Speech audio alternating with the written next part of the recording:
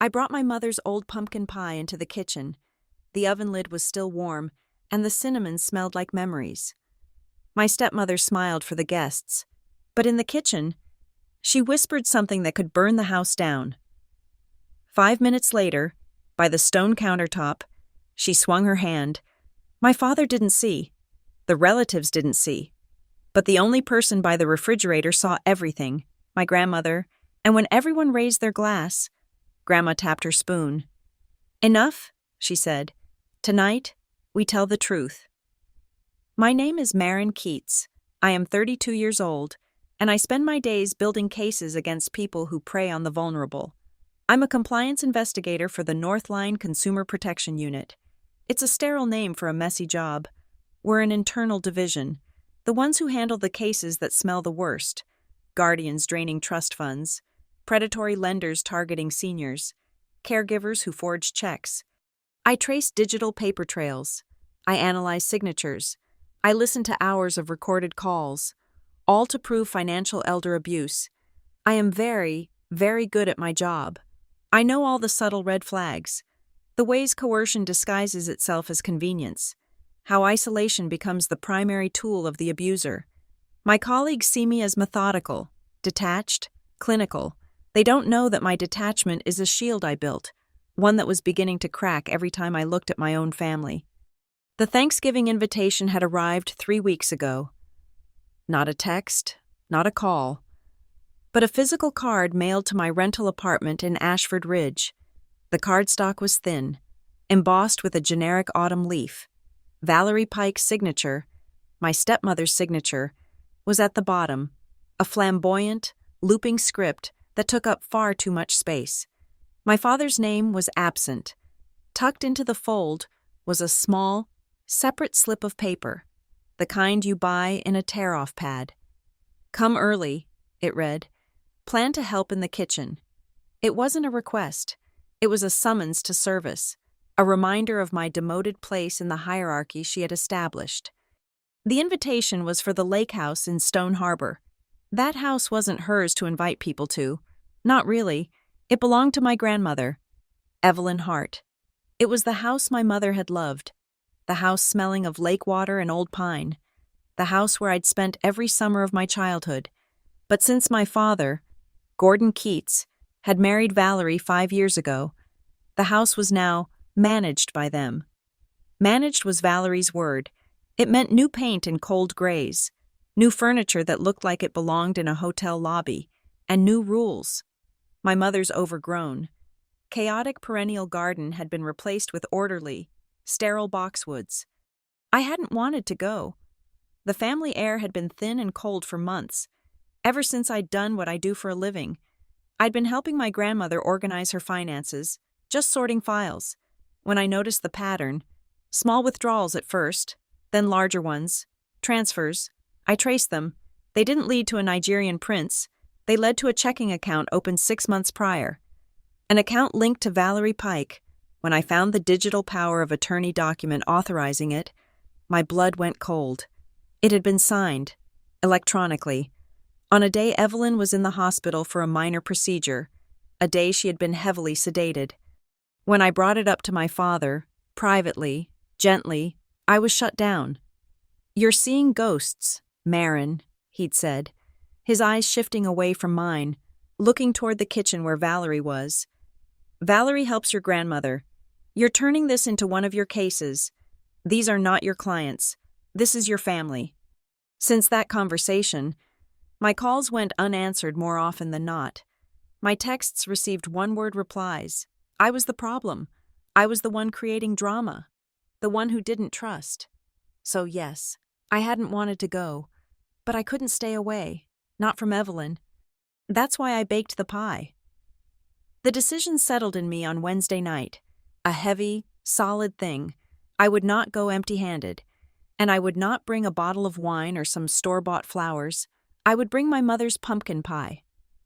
I still had a recipe card, tucked into the back of a cookbook. The card was soft as old cotton, the blue-inked cursive faded, stained with vanilla and grease. The smell of the spices filled my small, sterile apartment kitchen. Cinnamon, ginger, nutmeg, cloves. It was a scent that belonged to Stone Harbor, a scent that predated Valerie and her cold renovations. Baking it was a ritual, rolling the dough, crimping the edges exactly as my mother had taught me. The methodical work of it settled my nerves. This pie was my flag. It was my claim. It was a message. I still belong in that kitchen. You have not erased her. You have not erased me. I had just taken the pie from the oven, the crust a perfect, burnished gold. When my work phone vibrated on the counter, I wiped my hands on a towel and looked. It was a text from Alex, one of the junior analysts on my team. He only texted me off hours if it was urgent. Sorry to bother you on the holiday, Marin, but this just came in through the anonymous tip line. Flagged for Stone Harbor. Looked like your territory. Attached was a screenshot of a complaint form. It was sparse on details, as anonymous tips often are, but the words leaped out at me. Concerned about elderly homeowner, it read. Signs of undue influence, being pressured to sell property, and then the address. It wasn't just in Stone Harbor. It was the address of the lake house, my grandmother's house. The professional part of my brain, the cold, methodical investigator, snapped to attention. I cataloged the phrases: undue influence, pressure to sell, anonymous tip. Who sent it? A neighbor? A friend of Evelyn's? My mind started building a file, requesting documents, pulling property records. I saw the web, Valerie's spending, the withdrawals, and now, a push to sell the property itself. The pie cooled on the rack, its warm, comforting scent suddenly smelling like evidence. I took a screenshot of Alex's text. I saved it. Then I powered the work phone down. The screen going black, I locked my personal phone. I slid them both into my purse. Not today. I would not be an investigator today. Today, I was just Marin. I was a granddaughter bringing a pie to Thanksgiving. I would watch. I would listen. But I would not be the one to light the fuse. I promised myself I would just exist. Just be family. Just for this one day. The promise felt thin, like a lie I was telling a child. As if on cue. My personal phone lit up from inside my bag. I didn't need to see the name. I knew the ring. I pulled it out. Valerie Pike. I let it ring twice more before answering, taking a deep breath. Hello, Valerie. Marin, darling, her voice cooed, a sickly sweet, artificial sweetener sound. You're still coming, I hope? You're not going to be late, are you? I'm on my way now, I said, my voice flat. Wonderful. We have some very important guests today. A pause. The Fairweathers, from the yacht club. Everything just needs to be perfect. You understand? I understood perfectly. The Fairweathers were wealthy. Valerie was performing, and I was being warned not to ruin the performance. I'll be there soon, I said. And you'll come straight to the kitchen. I have a mountain of potatoes that need peeling. She didn't wait for an answer. The line clicked dead. I stood in my apartment, the pie box in one hand, my keys in the other. I thought of my father. 2 weeks ago, after another clipped, awkward call, I had pressed him. Dad, we need to talk about Grandma's accounts. We need to talk about Valerie. I know, he'd said. His voice rushed, tired. It's a lot right now. Marin, let's just get through the holiday. We'll talk. After dinner. I promise. It was the same promise he'd made for 5 years. After the wedding, after the renovation, after the holidays, after dinner. It was a promise that meant never.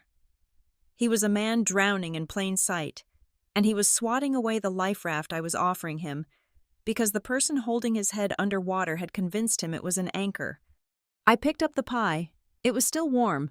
I was halfway out the door, my hand on the knob. When my phone buzzed one last time, I almost ignored it. I figured it was Valerie again, adding another task to my kitchen duties. But I looked. It was a new text message from Evelyn. My grandmother rarely texted. She preferred to call. Her voice still strong and clear. A text from her was unusual. It was short, only 2 sentences. My thumb hovered over the message, a sudden, inexplicable dread washing over me. I opened it. "Bring your mother's pie," it read. "Bring your courage, too." I arrived early, just as the invitation had demanded. The gravel of the long driveway at Stone Harbor crunched under my tires. A sound that used to mean summer, freedom, and the smell of lake water. Now it just felt like an obligation.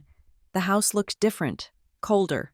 Valerie had painted the old cedar shakes a fashionable, flat gray, and replaced the welcoming, worn-out wooden door with a heavy black one that had a gleaming brass kick plate. It looked fortified. I used my old key, a small act of defiance. It still worked. I stepped directly into the great room, which flowed into the open-plan kitchen. The first thing that hit me wasn't the smell of turkey, but the glare. Valerie had installed what looked like surgical lighting. The countertops, once a warm, speckled butcher block, were now a vast expanse of white, vein-streaked stone that felt cold even to look at. On a magnetic strip on the wall, a new set of knives hung in perfect, descending order, their steel edges gleaming, reflecting the cold light. They looked sharp, unused, and menacing. Valerie was standing at the center island, a general surveying her battlefield. A magnificent, almost laughably large turkey was already out. Resting, dishes were everywhere. A complicated, multi-course menu fanned out across the stone. She wore a cream-colored silk blouse and dark pants, not an apron in sight. Her sleeves were pristine, not a speck of flour or grease on them, but the sink told the real story. It was piled high with dirty pots, mixing bowls, and spatulas, all coated in drying food. It was the wreckage of a person who directed the cooking, not one who did it. She saw me, and her eyes immediately dropped to the simple, brown cardboard box in my hands. A polite, brittle smile formed. "Marin, you're here." She gestured vaguely with a manicured hand. "Oh, you brought that?" "My mother's pumpkin pie," I said, my voice even. "How quaint," she said, the word landing like a small, wet stone. "We already have a dessert, dear. A 3-tiered spiced apple cake from Lefebvre's. It's being delivered. Just put yours in the back pantry, on the bottom shelf, maybe, so it doesn't get confused with the real food." I didn't say anything. I just walked the pie to the pantry, feeling the chill of the stone floor through my boots. I placed it on the wire rack, a small, humble thing in the shadow of her ambition. I heard my father's footsteps, too quick, too light. "Marin, you made it." He came around the island and gave me a hug. It was a fast, perfunctory thing, his hand patting my back 3 times. Pat, pat, pat, before he pulled away. His eyes met mine for a fraction of a second, full of a familiar, weary apology. Before they darted to Valerie, he cleared his throat. "Smells incredible in here. Val," he said, directing his enthusiasm at her. "Just incredible. The Fairweathers are going to be so impressed." "Of course they will be, Gordon," she said, not looking at him. "Go and make sure the wine is breathing, the red one, not the one you like." He nodded, relieved to have a task, and disappeared toward the dining room. He hadn't looked at me again. And then I saw her, in the corner of the kitchen, near the new sliding glass doors that led to the deck, was my grandmother. Evelyn Hart was sitting perfectly upright on a high-backed stool, one that had clearly been brought in just for her. She looked smaller than I remembered, but her spine was rigid. She held a mug of tea in both hands, her knuckles white. She wasn't watching the turkey. She wasn't watching Valerie. She was watching everything. Her gaze missed nothing. It was the still, patient observation of a judge, or a prisoner. When our eyes met, she gave me a single, slow nod. It was all the welcome I needed. The back door slid open, and my half-sister, Sophie, bounced in, her phone already in her hand. She was 16, caught in the awkward space between child and adult, and utterly mesmerized by Valerie. "Marin! Hi! Look!" She shoved the phone toward my face. The screen was bright with pictures of her bedroom, newly redecorated in shades of pale pink and gold. Valerie did it all. Isn't it amazing? It's like a real Parisian hotel room. She said it was an early Christmas present. It's very pink, Sophie, I said. And look, she swiped to another photo. This one of an old dark wood writing desk. Valerie said she found this in the attic. It was Grandma's, right? I felt Evelyn's eyes on us from across the room. She said since Grandma doesn't really write letters anymore, I could have it for my new room. It's an antique. We just have to sign some paper. Something about the insurance. Or transferring the title? So it's officially mine.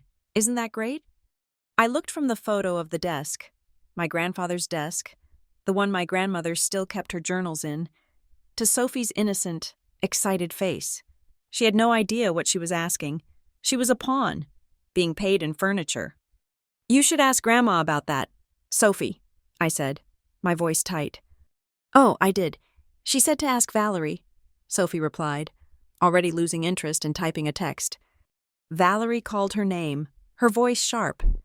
Sophie, stop bothering your sister and go see if your father has ruined the wine, and take those boots off. You're tracking mud on my floor. Sophie winced and scurried out. I turned back to the counter. The anonymous tip on my phone burning a hole in my mind. Pressure to sell property, undue influence, or in this case, transferring it, piece by piece, under the guise of a gift. I needed a moment. I'm going to heat up the pie, I announced to no one in particular. Don't, Valerie snapped.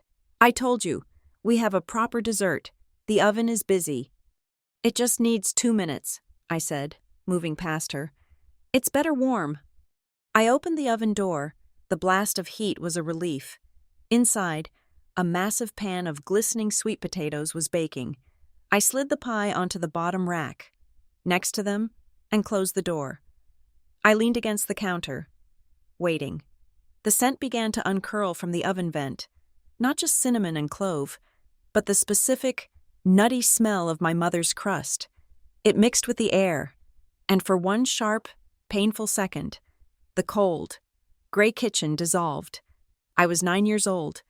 I was standing on a chair, covered in flour, and my mother was laughing, her real, deep laugh, as she wiped a smudge of pumpkin from my nose. The kitchen was warm. The counters were cluttered and stained, and it was the safest place in the world. A tear welled, hot and fast. I blinked it back, angry at myself. My goodness, you're emotional. Valerie was standing beside me, her arms crossed. She had moved without a sound. It's just the heat from the oven, I lied, turning my face away. She smiled, a thin, satisfied expression. You must be so busy at that little job of yours, at the, what is it, the North Line unit? She savored the name.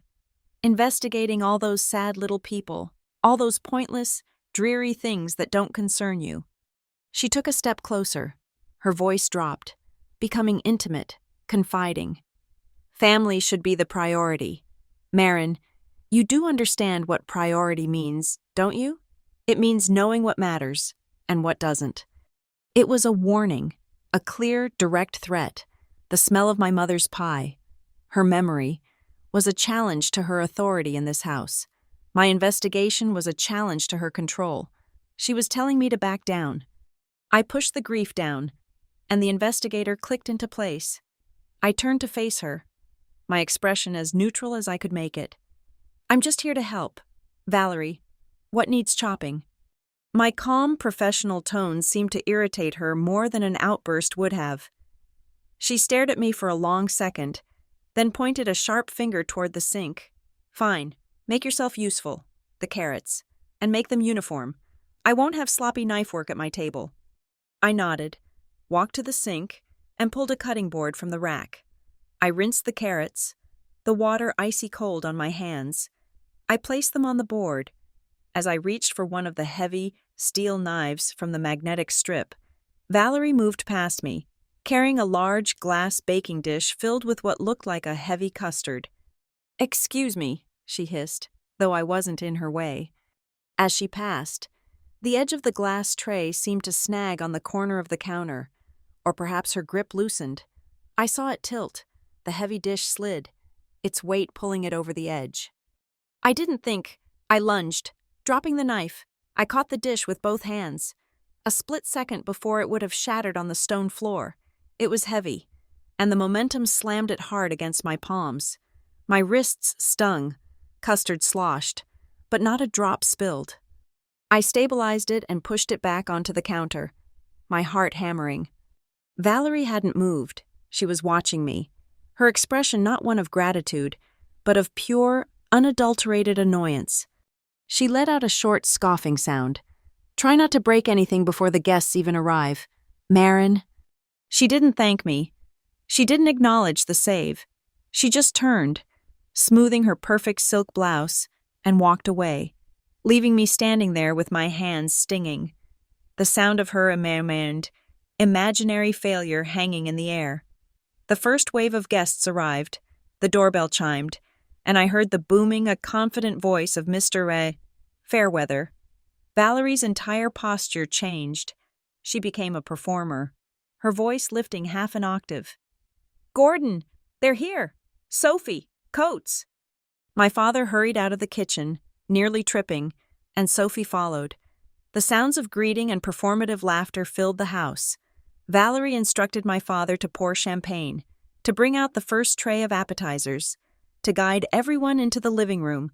She was directing traffic, and everyone was obeying.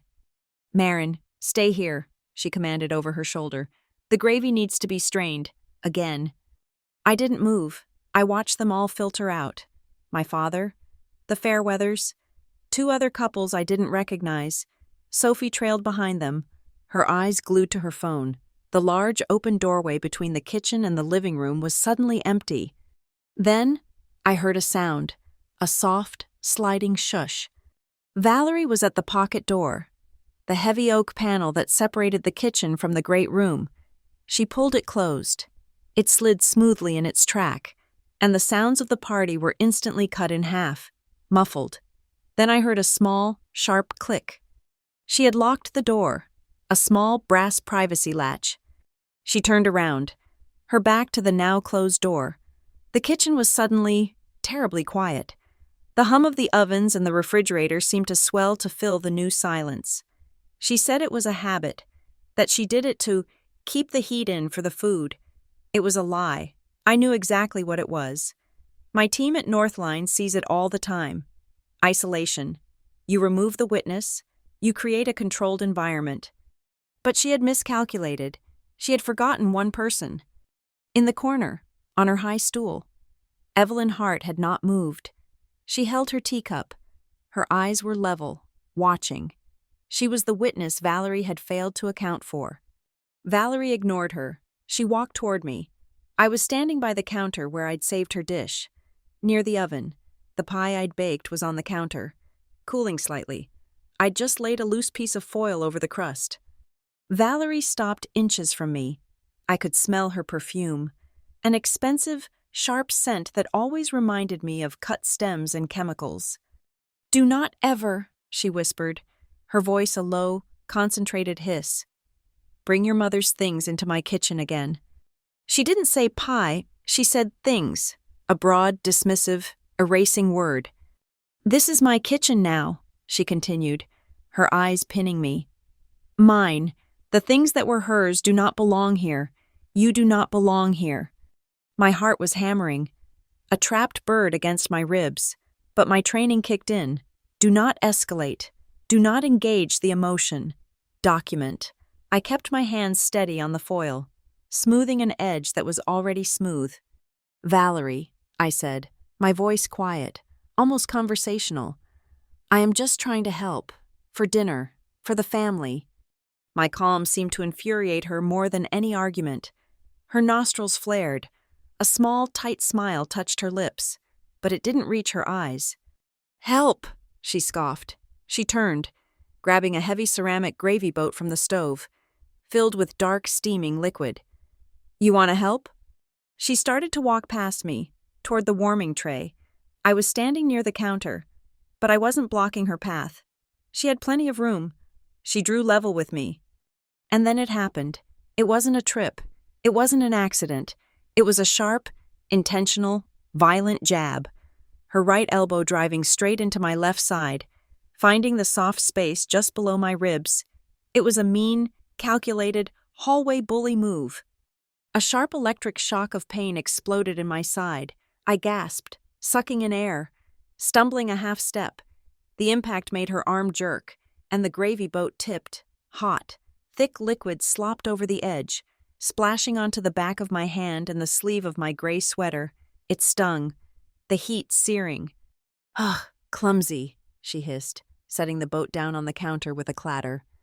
I instinctively recoiled, stepping back from her, my left hand flying to my side, my right hand cradling my stinging, gravy-covered one. The retreat was a mistake. She saw me flinch. She saw me step back.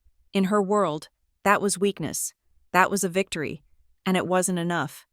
Her face, which had been contorted in annoyance, went perfectly smooth.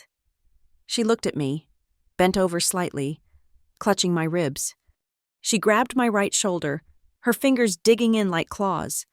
Her other hand came up, palm flat, and she shoved me, hard. It was not a stumble. It was a violent, deliberate push.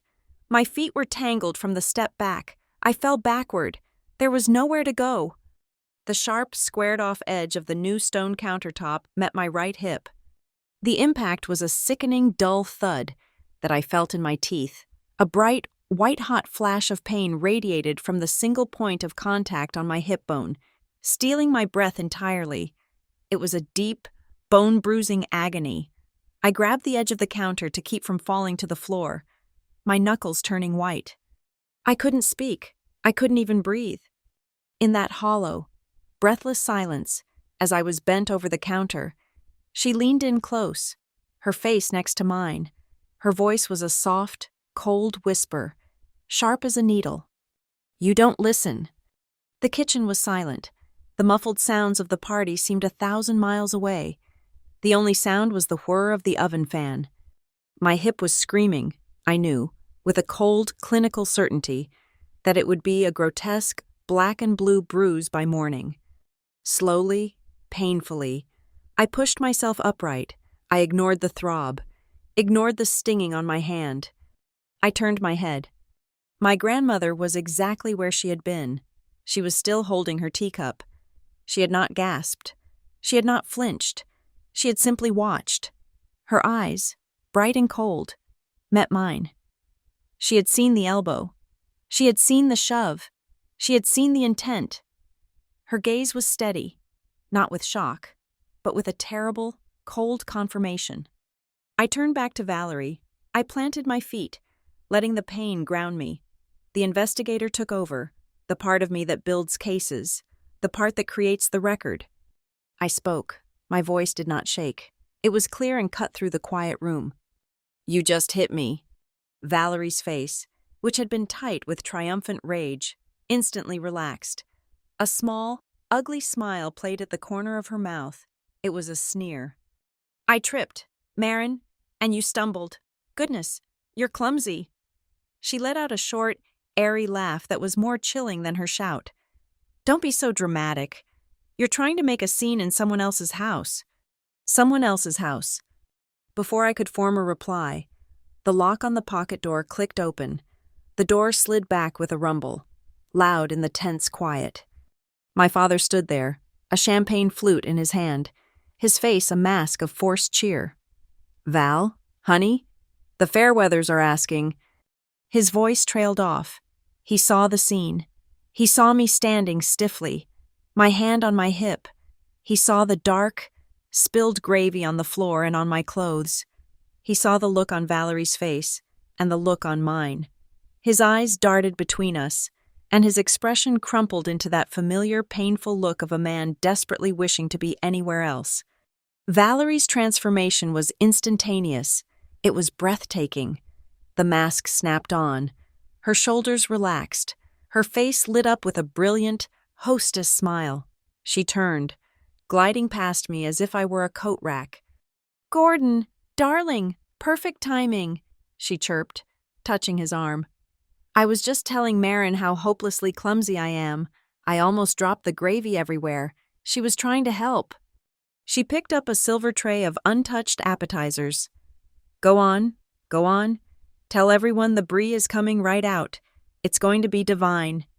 She swept out of the kitchen, a vision in cream silk, leaving me standing there, my hip throbbing, my sweater stained, and the cold, unwavering eyes of my grandmother watching my every move. I had to change my sweater.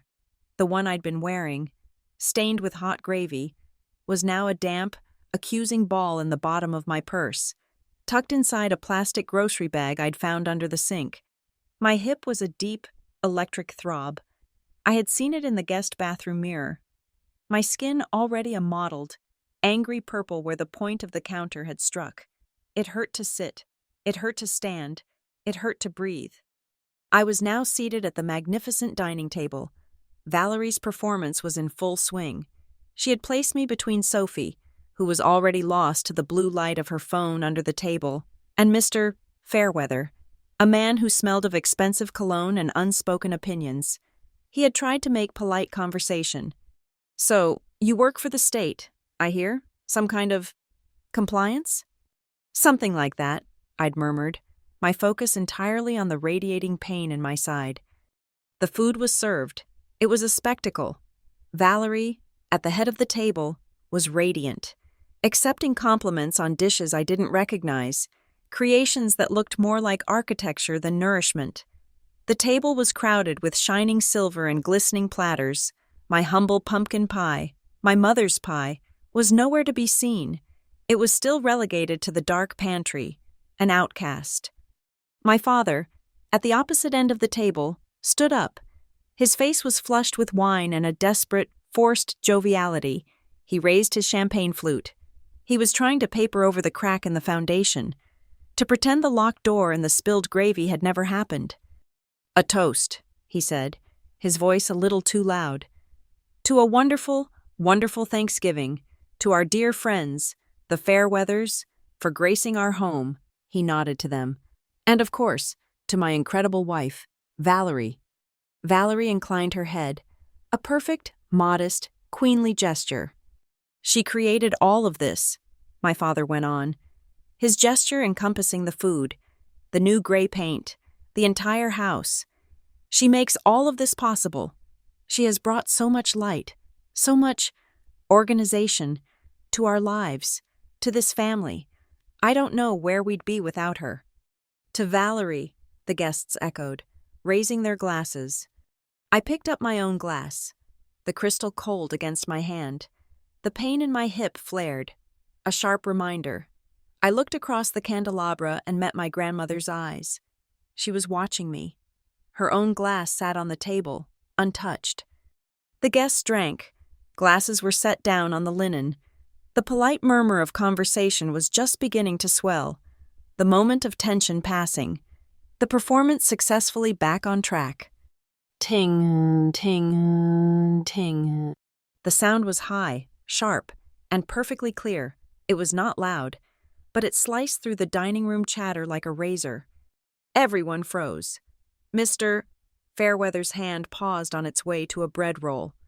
Ting, ting, ting. It was Evelyn.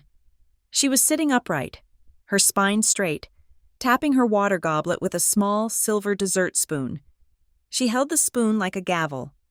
My father's smile froze, then cracked. He let out a small, nervous laugh. "Mom, are you going to make a toast, too? We were just about to dig in. The turkey's getting cold." Ting, ting, ting.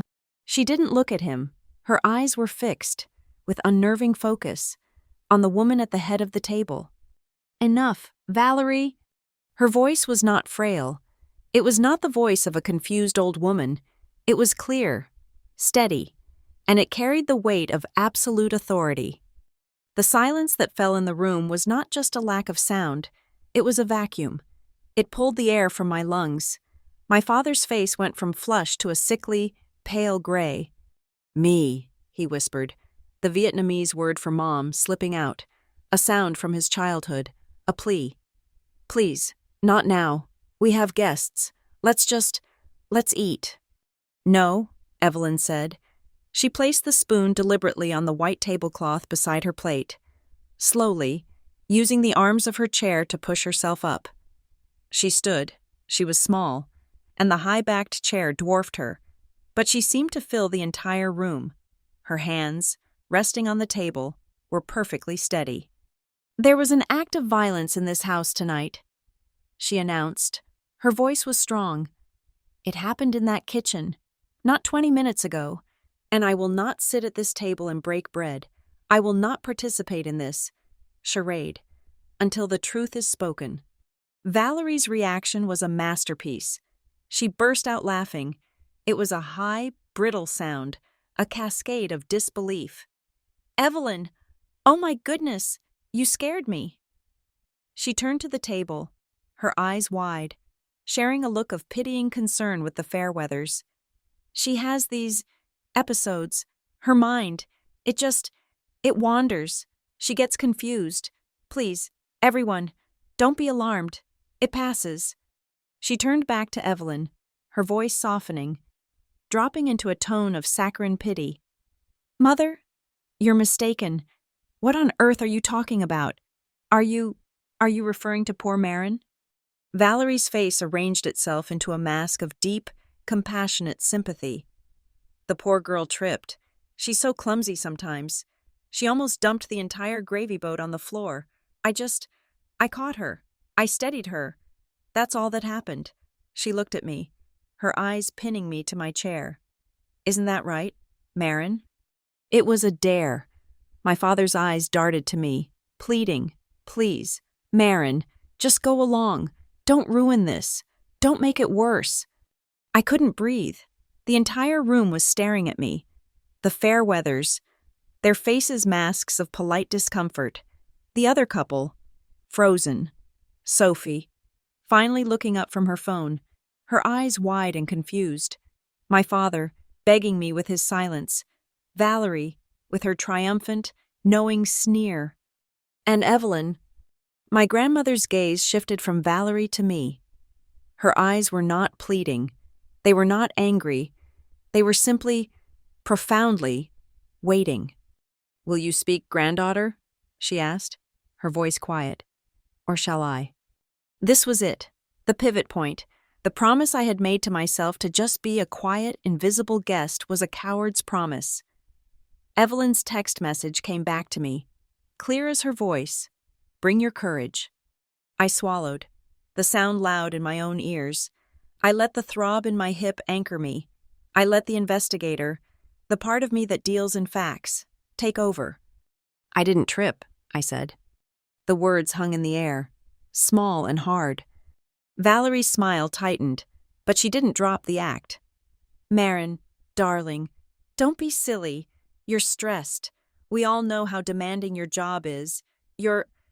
"I didn't trip," I said again, louder this time, my voice finding its footing. I looked at my father, then at the guests. Valerie pulled the pocket door to the kitchen shut. She locked it. "To keep the heat in," Valerie trilled, her laugh a little too high. "I always do that. For the food."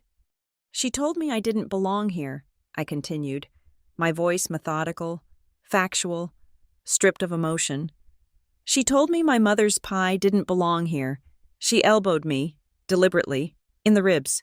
When I stumbled back from the pain, she grabbed my right shoulder and she shoved me, with both hands, into the edge of the stone counter. I put my hand on the spot, over my sweater. Right here." The silence in the room was absolute. You could hear the faint hum of the wine fridge. My father looked like he was going to be physically sick. Valerie's mask of pity deepened. She shook her head slowly, a tear welling up in the corner of her eye. A perfect, glistening, false tear. She was brilliant. "Oh, Marin, no, darling. That's not what happened. You were upset. You've been projecting so much of your work onto this family. You see abuse everywhere. You must have stumbled. I caught you. I stopped you from falling. You must have twisted. I was trying to help you." She was painting me as delusional, the unstable, paranoid career woman attacking the loving, patient stepmother, and she was winning. I could see the guests softening, their discomfort shifting into pity for Valerie. They wanted to believe her. It was easier. My father seized on it, a drowning man grabbing a flimsy piece of driftwood. Yes, that's it. Marin, you misunderstood. Valerie would never. She was helping you. Mom, sit down. You're making a scene. You've upset everyone. I opened my mouth to argue, to defend myself, but I didn't need to. Evelyn Hart held up one thin hand, a simple gesture, and the room fell silent again. You are a very, very good liar, Valerie, Evelyn said, her voice almost conversational. Your performance is excellent. She turned her gaze to my father. Gordon, you signed the work order for the new security system last week. On Tuesday, you complained about the cost. You said it was overkill for a lake house. My father looked bewildered. The ADT bill? Yes. What does that have to do with anything? Mom, please, sit down. You're upsetting our guests. I had a specific request for that installation, Evelyn continued, her voice overriding his plea. I had a camera installed in the kitchen, a small one. It's high in the corner, above the new cabinets. It was installed, Valerie, for my own protection, because I am not confused, and I am not paranoid. A collective, subtle shift, every head at the table, including mine, turned to look toward the kitchen. From my seat, I could just see the corner she was talking about. I had never noticed it. A small black dome, no bigger than a golf ball, tucked into the angle of the wall and ceiling, and on its surface, a single, tiny, malevolent red light was glowing steadily. It was on. It was recording. Valerie's face did not move. Not a muscle, but the blood drained from it. She became a statue of chalk. The camera is motion-activated, Evelyn said, her voice still level. It has audio. It recorded you sliding the pocket door. It recorded the sound of the latch clicking. It recorded you whispering to my granddaughter. It recorded the sound of your elbow hitting her side. It recorded the sound of her body hitting the stone counter. And it recorded you, just now, lying about catching her. The room was so quiet, the silence so profound. I could hear the faint whir of the HVAC system kicking in. Mr. Fairweather set his folded linen napkin down on the table, very deliberately. But that, Evelyn said, is only the first part of our dinner conversation. She turned her gaze from Valerie to the sideboard, the antique piece that Sophie had coveted. On it, next to her handbag, sat a thick, brown manila envelope I hadn't noticed before. I chose this dinner, Valerie, with your important guests, because for 6 months you have been telling my son that my mind is failing. You have been telling him I am forgetful, that I am paranoid, that I am confused. She said the word confused as if it were a piece of rotten fruit. That envelope, she said, pointing to it, contains the bank statements for every single one of my accounts for the past 6 months, every withdrawal from the ATM at the casino you like to visit on Wednesdays, every electronic transfer to your personal account, the one Gordon doesn't know about, every scanned copy of every check you wrote to your decorators and contractors, signed with a fraudulent power of attorney, a document you had my son sign, telling him it was just a formality for the house utilities. My father was shaking his head, a small, involuntary, repetitive motion. No, no, no. It's all printed, Evelyn said, her voice sharp as a blade. Every date, every time, every dollar, right alongside my hospital admission records for the 3 days you were siphoning the most money. The same 3 days I was in the cardiac wing with an infection, heavily medicated. She looked, finally, back at Valerie. Her face was not triumphant. It was not angry. It was just done. The long, patient observation was over. I am not confused. I am not forgetful. And I am not making it up. I chose tonight. I chose this audience. So that no one could possibly say I was rambling. So no one could say I was old and alone and mistaken. The silence stretched, thin and brittle as spun glass. It was broken by a small, high-pitched, choking sound. It was Sophie. Her phone was clutched in her hand, the screen dark. Her face was as white as her mother's. She was staring at Valerie, her eyes wide with a new, dawning, unimaginable horror. "Mom?" Sophie's high-pitched, horrified "Mom!" hung in the air, a sound too fragile for the heavy silence. Valerie didn't turn to her. She was staring at Evelyn, her chalk-white face a mask of frozen rage. The Fairweathers were motionless. Mr. Fairweather had his napkin in his hand, halfway to the table. His wife looked like she had just witnessed a fatal car accident. My father, Gordon, was looking at the manila envelope on the sideboard as if it were a bomb. He was visibly shaking, his face slick with a sudden, cold sweat. This was my world. This was what I did. The pain in my hip was a dull throb, a focusing agent. I took a slow, measured breath, the first one that felt full since I'd entered the house. I turned my head, not to Valerie, but to my grandmother. "Grandma," I said, my voice cutting cleanly through the tension. It was the voice I used in depositions, calm, clear, procedural. "Do you want to pause here? Would you like a third party present to witness this conversation and review these documents?" Evelyn Hart turned her steady gaze to me. The agreement was already in her eyes. She gave a single, slow nod. "Yes, Marin, I believe they are waiting." "Waiting." Valerie's head snapped toward Evelyn. "Waiting? What are you talking about? Who is waiting? You didn't tell me you were inviting anyone else." My father looked panicked. "Mom, who? You can't just... This is a dinner party." Evelyn ignored them both. She looked toward the front hallway. "You can come in now." The dining room was silent. We heard the sound of the heavy front door opening. Not a knock. It was opened with a key. Footsteps. 2 sets. Not hurried, measured. The sound of professionals arriving at a workplace. 2 people appeared in the wide archway of the dining room. The first was Janelle Ortiz. She lived 3 doors down. A retired court stenographer who now worked as a mobile notary. She was a kind woman who always brought Evelyn's mail in. She was holding a large, professional-looking binder. The second person was a man I didn't recognize. He was in his late 40s, wearing a crisp, dark suit and carrying a thin, expensive-looking leather briefcase. He looked sharp, focused, and profoundly unimpressed by the spectacle of the half-eaten Thanksgiving dinner. "Mr. Moore," Evelyn said, nodding in greeting.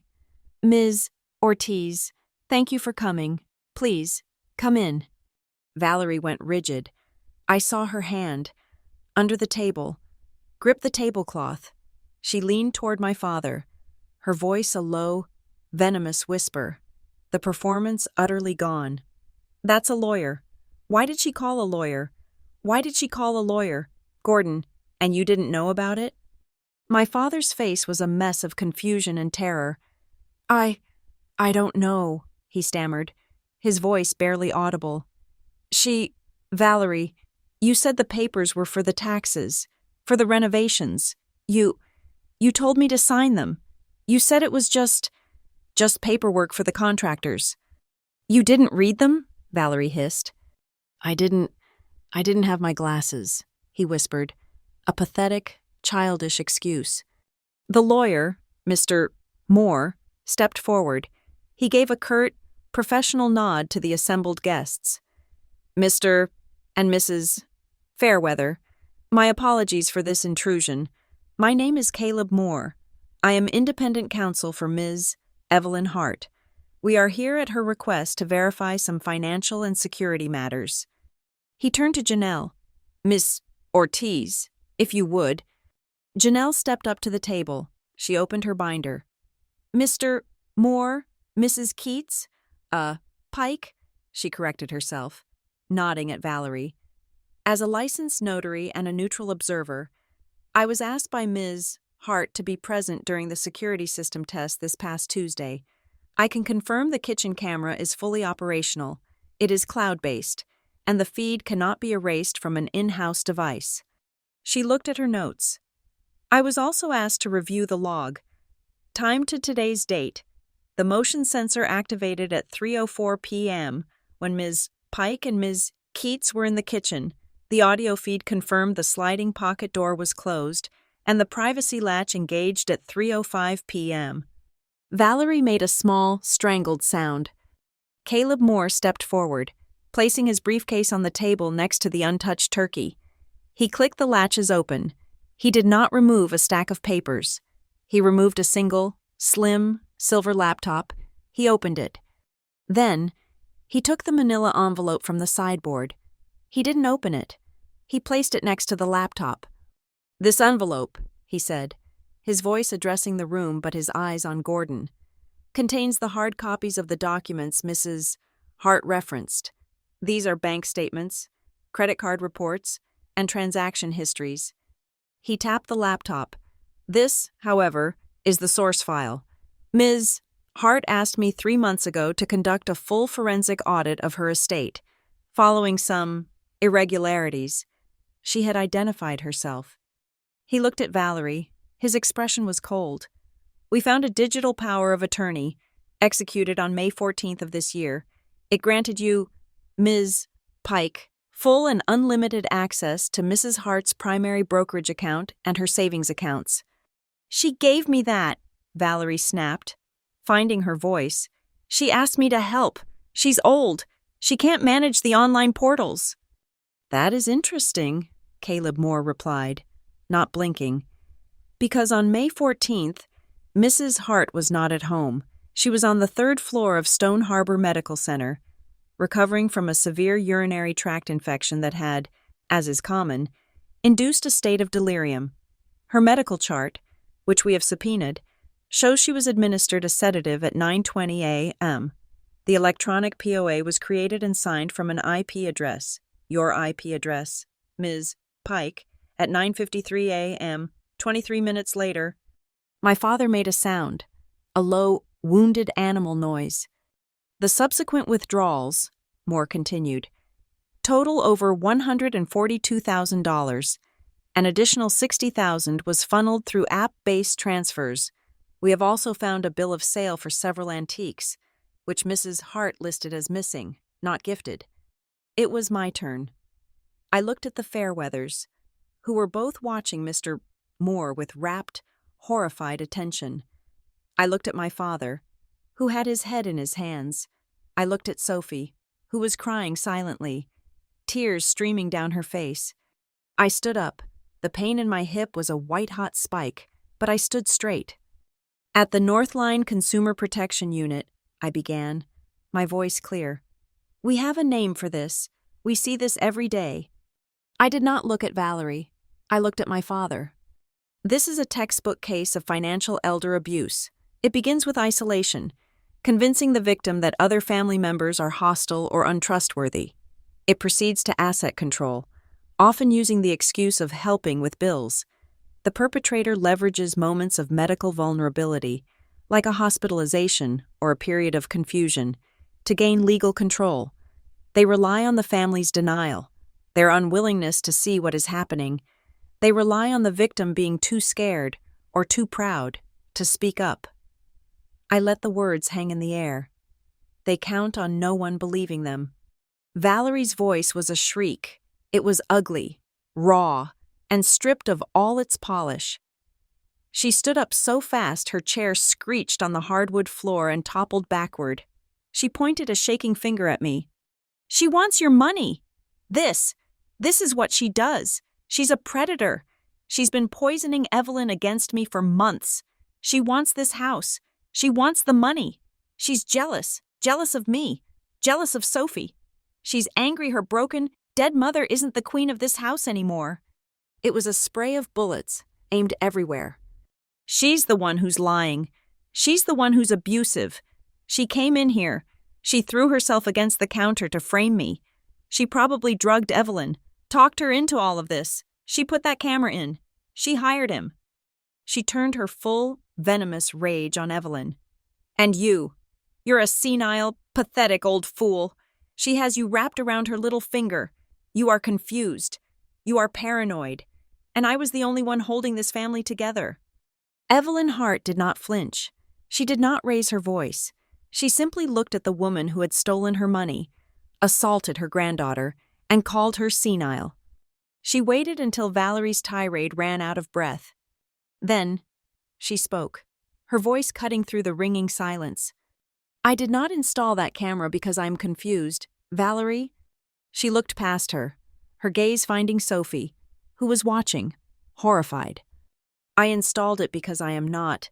I wanted the truth, and I wanted it to be seen, clearly, right here, in front of my grandchildren." Caleb Moore closed his laptop. He didn't react to Valerie's outburst. He didn't react to Sophie's tears or my father's collapsed form. He simply looked at me, his eyes assessing the purpled skin on my hand where the gravy had splashed, and the stiff way I was holding myself. "Ms. Keats," he said, his voice a calm, procedural monotone. "As you are the victim of the assault we all viewed, I must ask you, do you wish to file a report?" Before I could answer, Valerie lunged. She grabbed a heavy sterling silver dinner fork from the table and slammed it, tines down, into the wood. The sound was a violent thud that made everyone jump. "A report?" she shrieked, her voice cracking. "Are you insane? You will not. You will not call the police. This is a family disagreement. This is private. You don't air our laundry in public."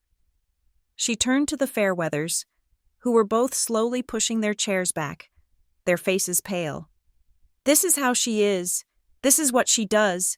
She's trying to destroy us. Gordon, tell them. Tell them this is a family matter." My father was a ghost. He was looking at the manila envelope, then at Valerie, then at his mother. He seemed to be in a state of profound, paralyzing shock. "Val," he whispered, $142,000? "It's a lie," she screamed. "He's lying. She's lying. It was for the house. It was for us." "Mr. Fairweather," I said, my voice cutting through her panic. I turned to our guests, who looked like hostages. "Please, don't be alarmed. This is not about having anyone arrested tonight. This is not about public shaming. This is a procedural step." I looked at Caleb. "Mr. Moore is correct. An act of battery occurred. In my line of work, when elder abuse is suspected, we create a paper trail. We file a report to document the incident, to ensure a third party has a record of the complaint. It's a non-emergency call. It's simply to create a file. It is for my grandmother's protection, and for mine." My calm, clinical explanation seemed to terrify Valerie more than my anger would have. "No," she yelled. "Gordon, stop them."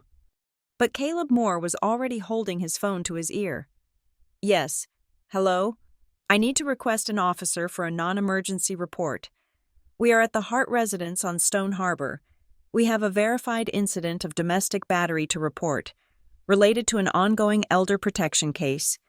Yes, we have video evidence. We will be waiting." He ended the call and placed the phone face down on the table. "You," Valerie whispered, her finger shaking, pointing at me. "You will pay for this. You have ruined this family." "You did," Evelyn said, her voice quiet. "You did this, Valerie, not her." The next 15 minutes were the longest of my life. The Fairweathers did not leave. They were, I suspect, too afraid to move, caught in the crossfire. Mr. Fairweather kept looking at Mr. Moore's briefcase as if it might explode. Mrs. Fairweather was staring at the congealing turkey, her mouth slightly open. Sophie had run from the room, and I could hear her sobbing, muffled, from the hallway. My father sat in his chair, his hands clamped over his mouth, just rocking, very slightly, back and forth. We heard the crunch of tires on the gravel drive. A car door opened and closed. Then, a firm, polite knock. Janelle Ortiz, who had been standing silently by the archway, went to the door. 2 local police officers stepped inside. One was older, with a weary, seen-it-all face. The other was young, alert. They took in the scene: the overturned chair, the weeping father, the pale guests. the two lawyers, the old woman standing at the head of the table like a general, and the woman in the silk blouse who looked like she was vibrating with rage. "Folks," the older officer said, his hand not on his gun, but near it. "We're here about a non-emergency call? A battery complaint?" Caleb Moore stepped forward, all business. "Officers, thank you for coming. I am Caleb Moore, counsel for Mrs. Evelyn Hart, the owner of this residence." "And I am Marin Keats," I said, stepping forward. "I am the complainant. I was assaulted by that woman, Valerie Pike." Valerie gasped, putting her hand to her chest. "She's lying. Officer, she is mentally unstable. She's obsessed with me. She attacked me." "Do you have evidence of that, Ms. Pike?" the young officer asked, his pen already out. "As a matter of fact, we do," Caleb said. "We have video." Janelle Ortiz stepped forward with her binder. She hadn't just brought notes. She had a tablet. She tapped the screen and handed it to the older officer. "The incident in the kitchen, sir, logged at 3:05 p.m. this afternoon." The two officers watched the small screen. They didn't huddle. They stood side by side. We couldn't hear the audio, but we didn't need to. We just watched their eyes. We saw them see the door slide shut. We saw them see the jab of the elbow. We saw them see the violent, two-handed shove. We saw them see me hit the counter. The older officer looked up. His face was unreadable, but his eyes were hard. He looked at Valerie, then he looked at me. "Ma'am, your hip," he said. "It's bruised," I said. "My hand is burned from the gravy." He nodded. He handed the tablet back to Janelle. "That's clear-cut. We have enough to file a report for battery." He looked at Valerie. "Ma'am, this is not an arrest, but a report is being filed. Do you understand?" Valerie was silent. Her face was a mask of pure, distilled hatred. The officer turned to my father. "Sir, you were present in the house? You are a witness to the aftermath?" My father flinched. He looked up, his eyes wet. She said, "I thought—" "He's a witness to the report being filed," the officer said, simplifying. He clicked his pen. "I just need you to sign, sir, acknowledging that we were here and that this report was taken in your presence." He held the small notepad and pen out to my father. Gordon Keats looked at the pen. He looked at his mother. He looked at me. His hand, shaking violently, reached out. "Don't you dare, Gordon!" Valerie's voice was low, a predator's growl. He froze. She walked around the table. She stood behind him. She placed her hands on his shoulders. Her manicured fingers dug into the fabric of his sweater. It wasn't a comforting touch. It was a vice. It was a threat. "Gordon," she whispered, her voice a cold sickle. "Think very carefully." He stared at the notepad. He was caught, between his wife and his mother, between the lie and the truth. He let out a small, broken sound, a sob. His hand dropped. He signed his name, a messy, jagged, illegible scrawl. The officer tore the page off, satisfied. "Thank you, Ms. Keats. You'll get a copy of this from the precinct. You can use it to file for a restraining order, if you choose." "Thank you, officer," I said. They nodded to Evelyn. "Ma'am," and then they were gone. The front door clicked shut. The silence they left behind was heavier, uglier. The Fairweathers were on their feet. "Evelyn, Gordon," Mr. Fairweather said, his voice stiff. "This has been an experience. We must be going. Marge, get your coat." They fled. They didn't say goodbye to Valerie. The room was emptying. The battle seemed to be over.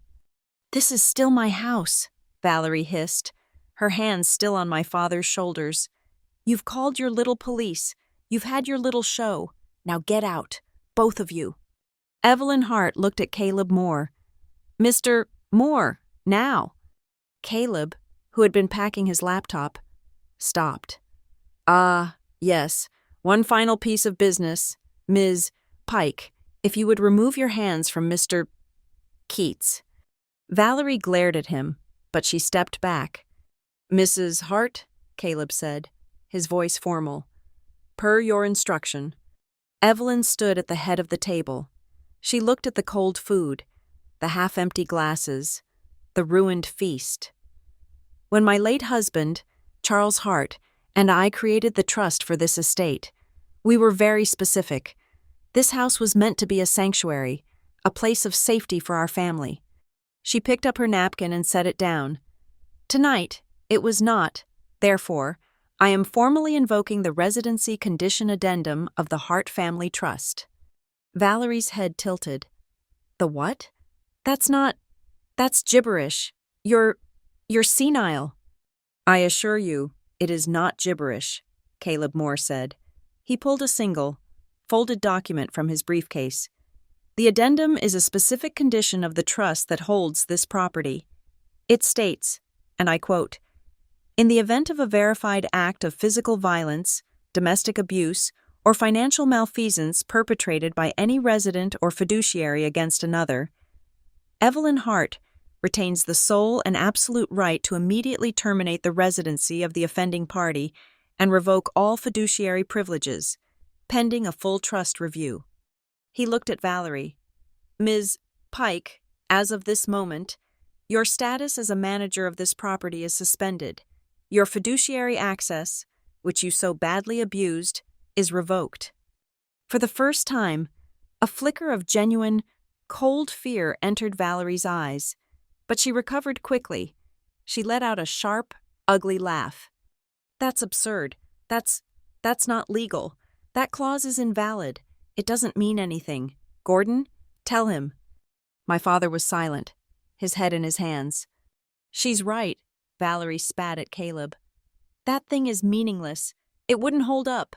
I'm his wife. I live here." Caleb Moore allowed himself a very small, very thin smile. It was the coldest expression I had ever seen. He looked at his file. "Actually, Ms. Pike, it is perfectly and completely valid, and you, of all people, should know that." "What are you talking about?" "You signed it," Caleb said simply. "You acknowledged your agreement to this specific addendum. It was Addendum B of your prenuptial agreement with Mr. Keats." The color drained from Valerie's face. She looked at my father, her expression one of dawning, ultimate horror. The air in the room had fractured. The dinner was cold, a graveyard of a meal. But the truth, finally spoken, was white-hot, and it was burning its way through the wreckage. 2 days, that's all it took.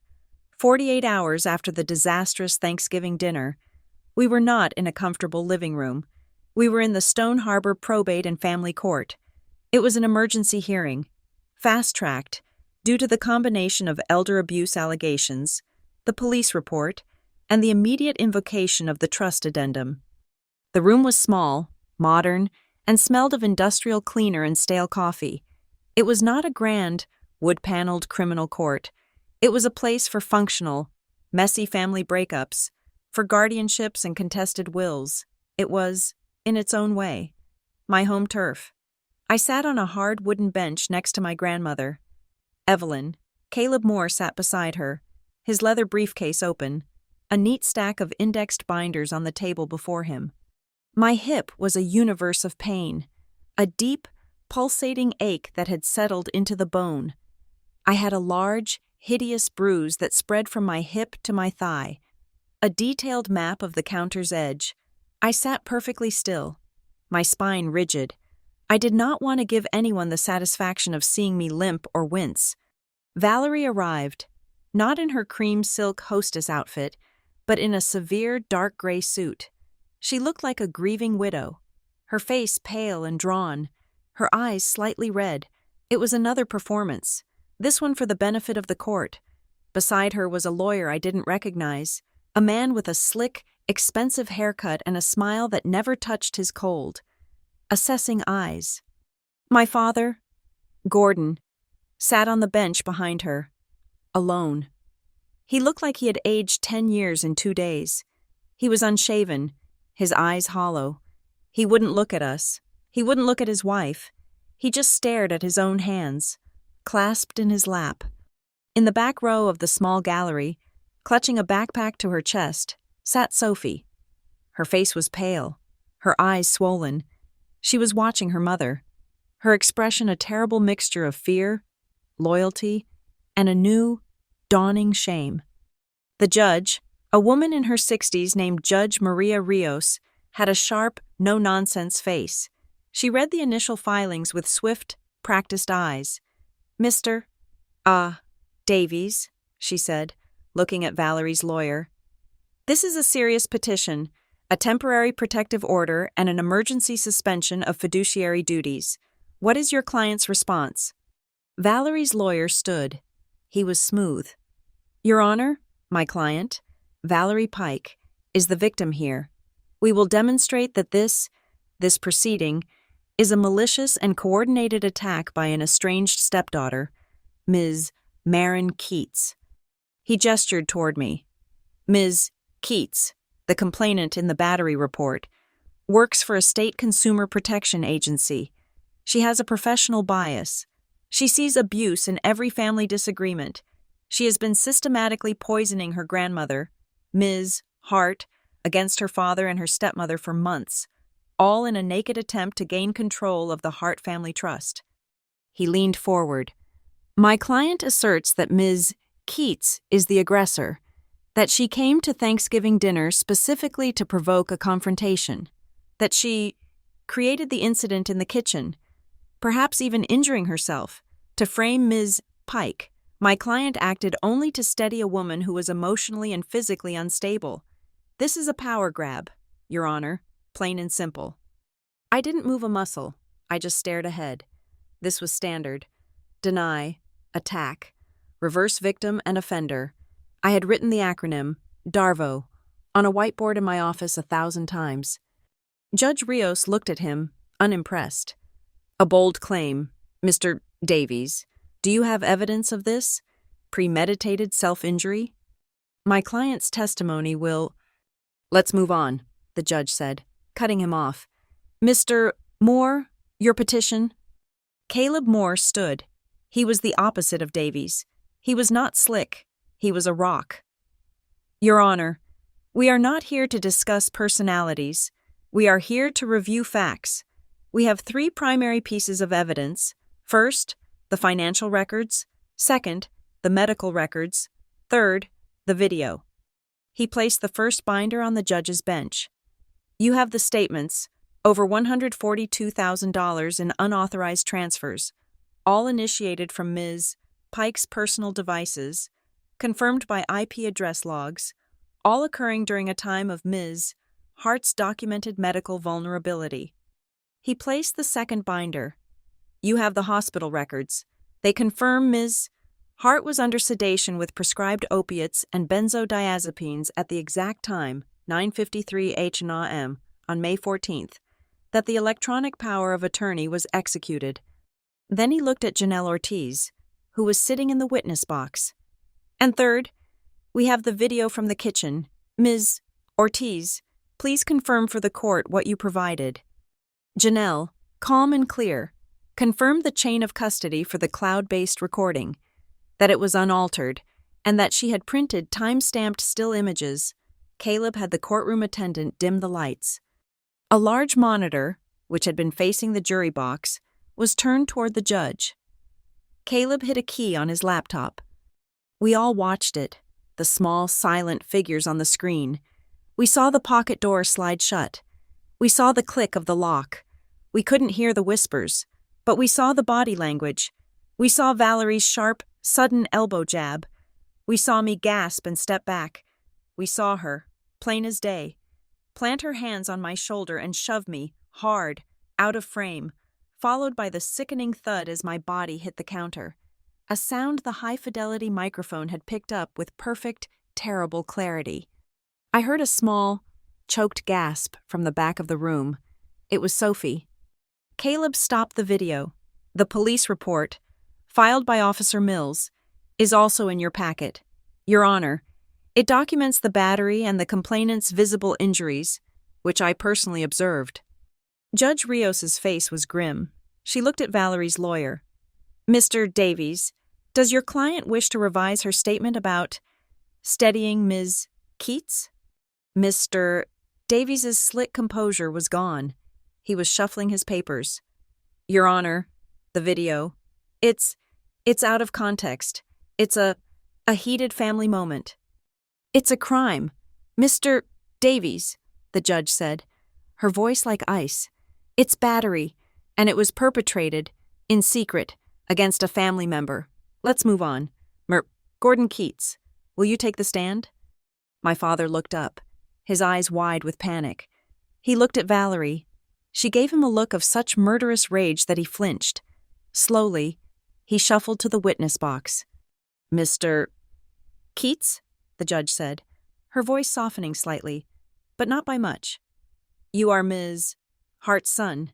You are, I see, co-trustee of her estate, along with Ms. Pike. Yes, Your Honor, he mumbled, his voice thick. Were you aware of these withdrawals? Of this new power of attorney? My father swallowed. He stared at his hands. No, I mean, I knew Valerie was helping Mom with the bills. We're doing a big renovation, the house. It needed so much work.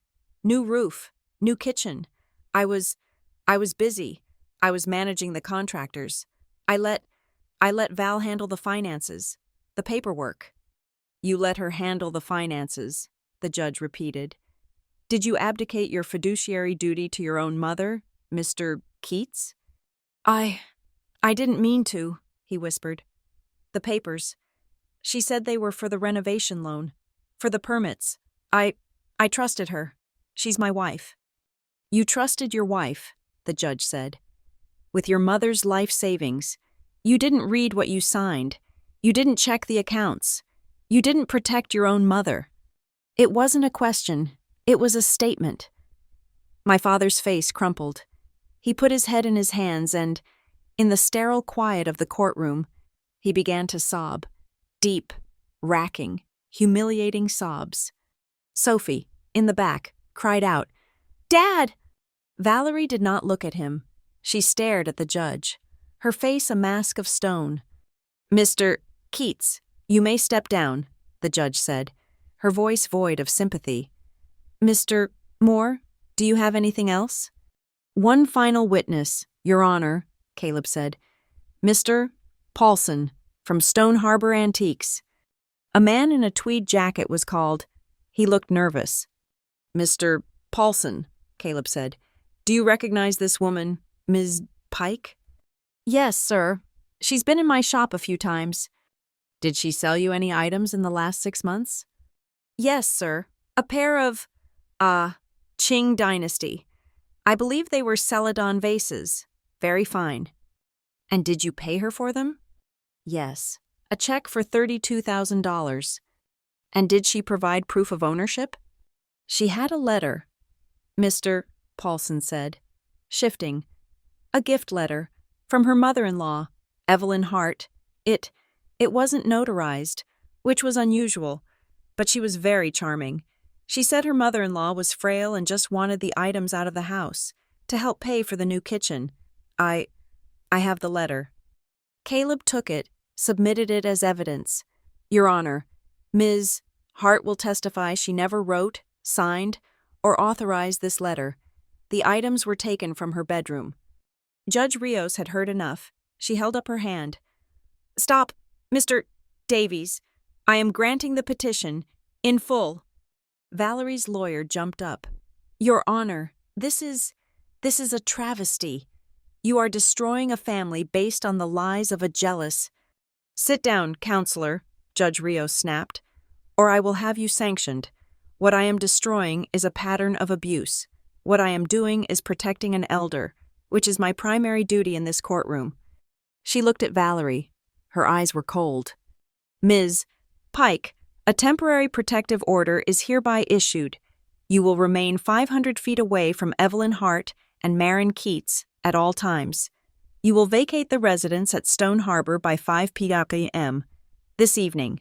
You are barred from accessing any and all financial accounts, trusts, or properties belonging to Ms. Hart, Your name is to be suspended as co-trustee, effective immediately, and furthermore, she paused, looking down at the police report.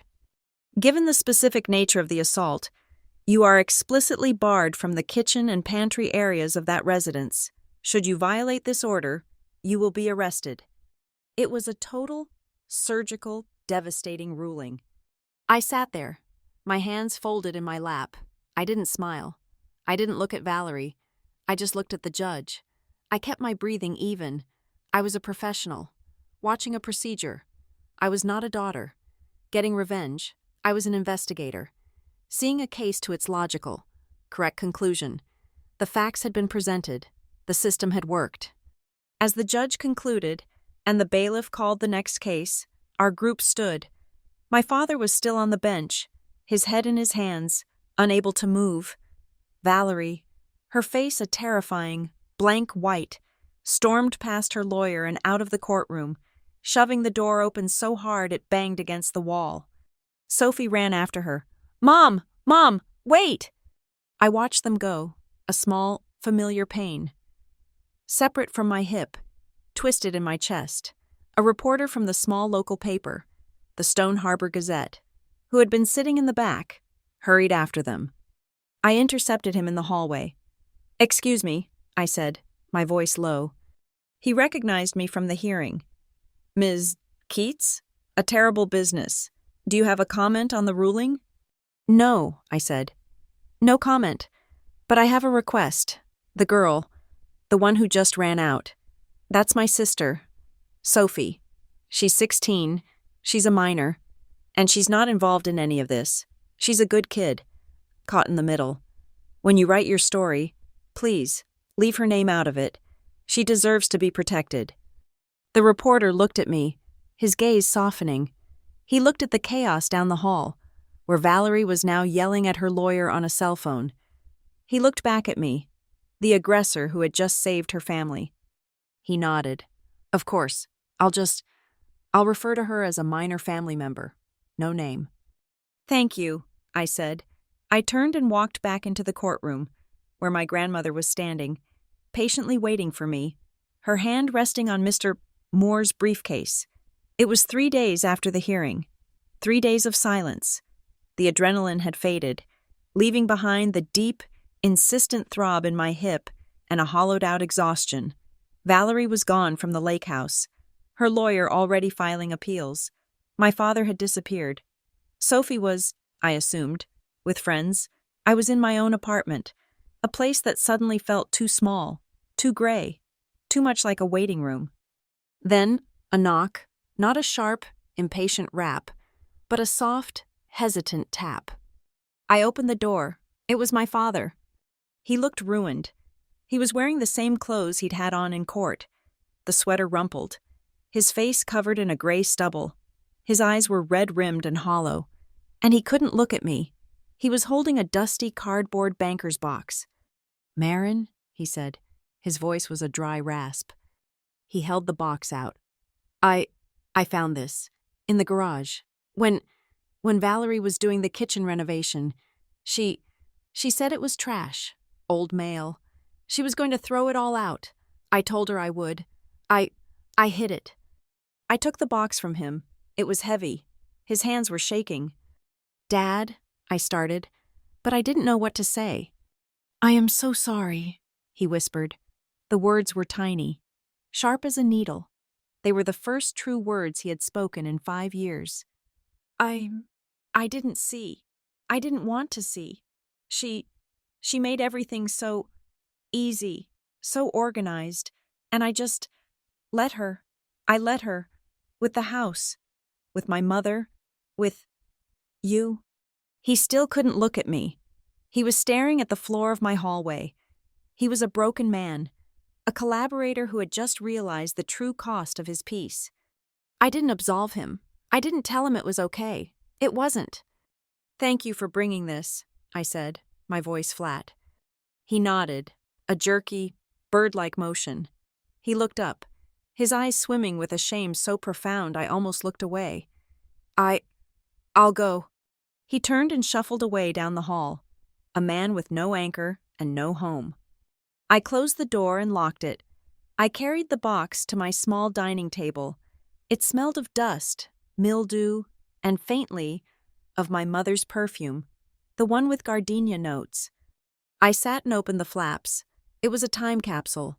Old utility bills, canceled checks, a stack of letters from her sister, tied with a faded blue ribbon, a dry pressed corsage. The flowers now just brittle brown paper, and at the bottom, a spiral-bound notebook with a soft, worn vinyl cover. I knew it instantly. I ran my fingers over the cover. It was her recipe book. I had the recipe card for the pie, the one I had taken years ago, but this was the original, the source. I opened it. Her handwriting, a strong, clear cursive, filled the pages: lasagna, Sunday pot roast, her impossible-to-replicate lemon meringue. I flipped through the pages, a tightness in my chest. I turned to the dessert section, and there it was: Thanksgiving pumpkin pie. The recipe was the same as the card, but at the bottom of the page, written in the margin, was a note I had never seen. Marin, it said, my name. When you feel anxious, when the world seems too big, go to the kitchen, find your center. This is where you are safe. I read the words again. When you feel anxious, go to the kitchen. I looked around my sterile, beige apartment, the tiny galley kitchen with its apartment-sized stove and empty counters. I had never cooked here. Not really. I ate takeout. I made coffee. I had baked that one pie, that one act of defiance. But this was not a kitchen to be safe in. It was a place to pass through. I suddenly realized why I had left home. It wasn't when my father remarried. It was later. It was when Valerie took over the kitchen, when she'd critiqued the way I chopped an onion, when she'd replaced my mother's worn-out pots with her own gleaming, heavy copper. I hadn't left the house because I hated my family or the new paint. I had left because I was afraid.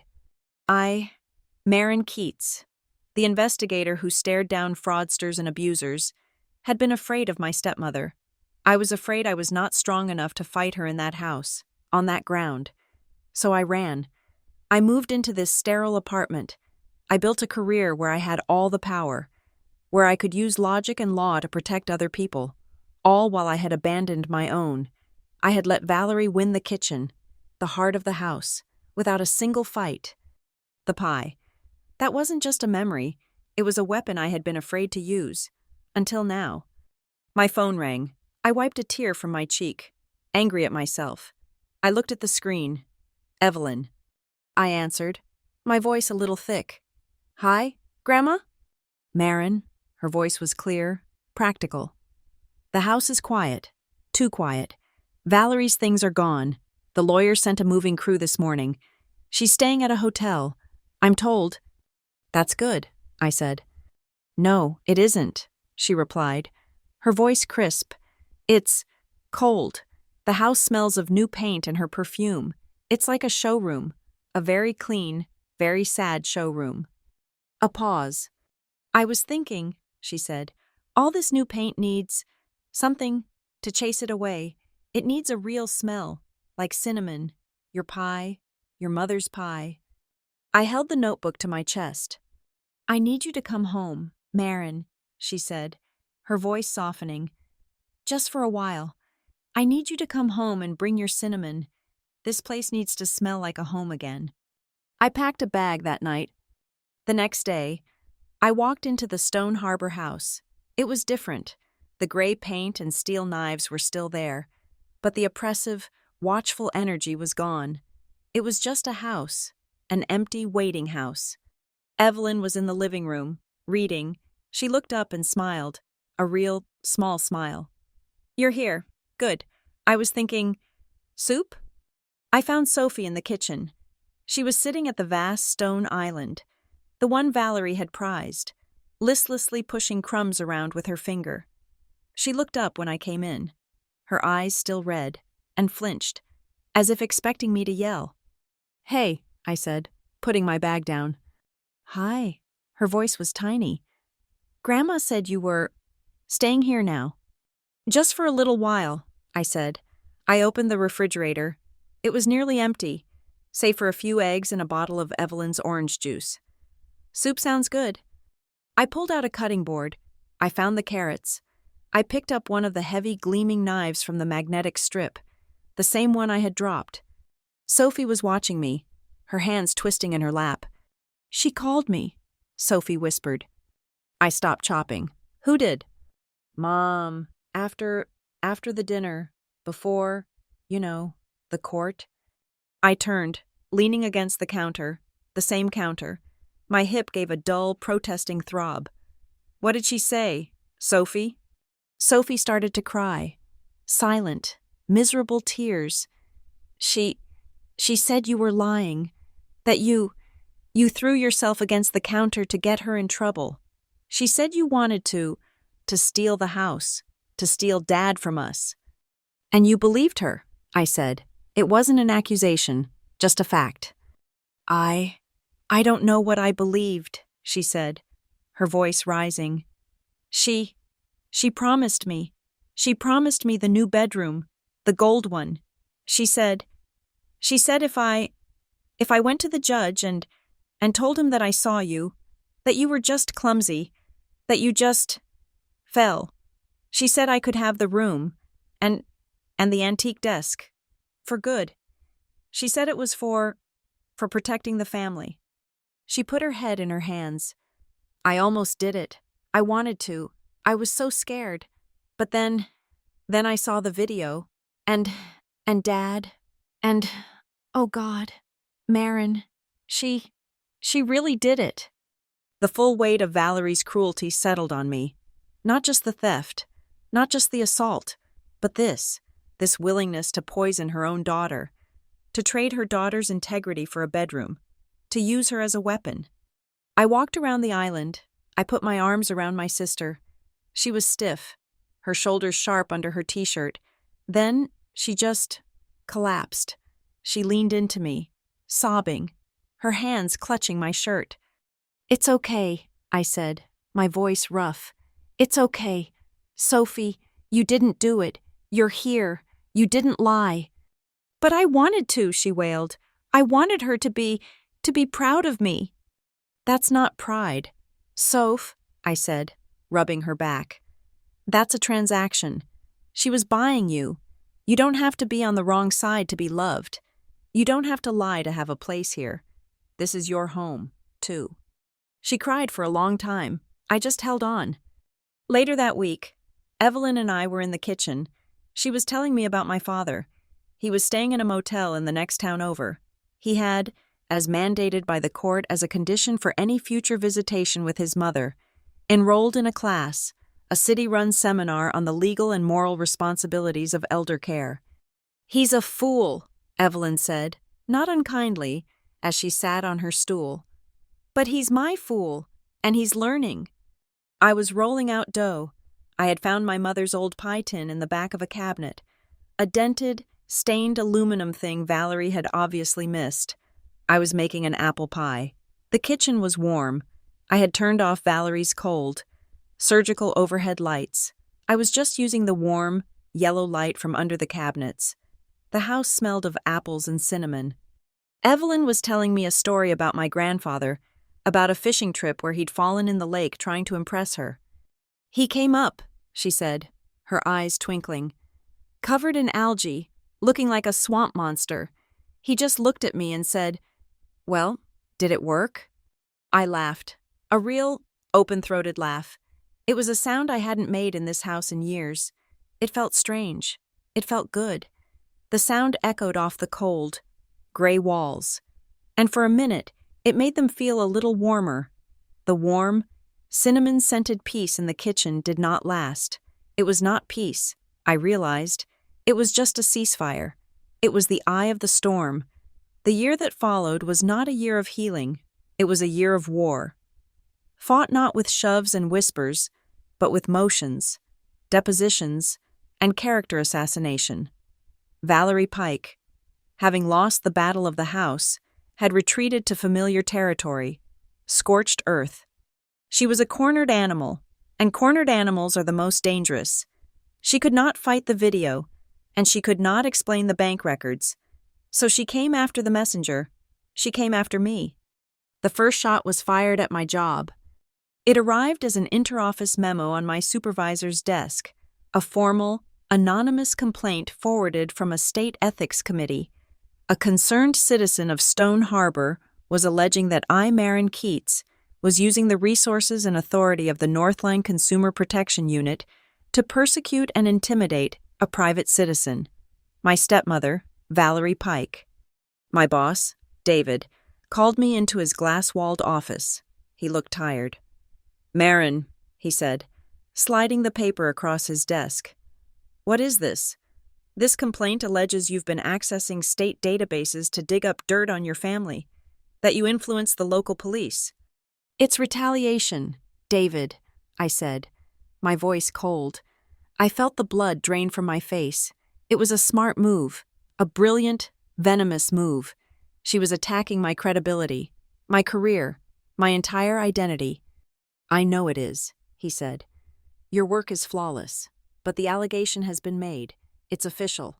I have to—" "I know," I said, cutting him off. I was already in procedural mode. "I want to request a full, independent, internal review of my caseload for the past 3 years, effective immediately." "Maren, that's not—" "It is," I said. "I will not have a shadow on my name or on this unit. I want them to pull everything, and I am formally recusing myself from any and all cases, present or future, originating in or concerning Stone Harbor County. I will be on administrative leave until the review is complete." I placed my badge and my work ID on his desk. "I'll be at my grandmother's. You know where to find me." I walked out. The review, I knew, would clear me. But it would take months. It was designed to sideline me, to bleed me dry emotionally and professionally, and it was working. While I was fighting for my career, Valerie's lawyer, Mr. Davies, was fighting the evidence. He filed a blizzard of motions. The most critical was a motion to have the kitchen camera footage, our star witness, thrown out.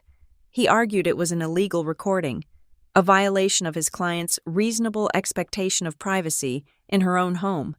He painted Evelyn as a senile woman, a puppet, and me as the controlling puppeteer who had installed spy equipment. The motion was heard by Judge Rios. Caleb Moore dismantled the argument with surgical precision. "Ms.